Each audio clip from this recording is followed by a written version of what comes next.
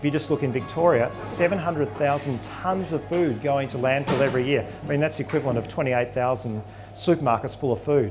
If we can just take a small portion of the good quality food that surplus to businesses needs, then we can make sure nobody in our society goes without.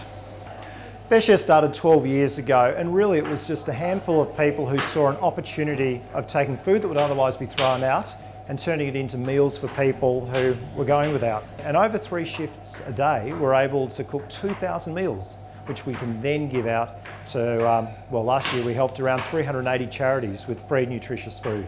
And more recently, they've seen the need for us to capture that surplus quality food and get it to schools where a relatively high number of kids come from disadvantaged backgrounds. Many households are struggling to stretch the budget far enough to afford 3 meals a day, 7 days a week. Parents are going to work, skipping lunch, and kids are going to school without having had breakfast, or there's no money for the tuck shop or food in the lunchbox.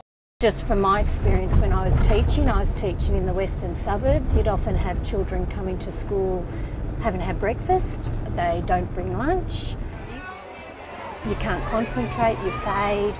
So some of the schools do breakfast programs so the children can come to school a little bit earlier and they're provided with breakfast that they wouldn't have at home. Some of the schools give the children lunch so that they can see the rest of the day out and learn properly.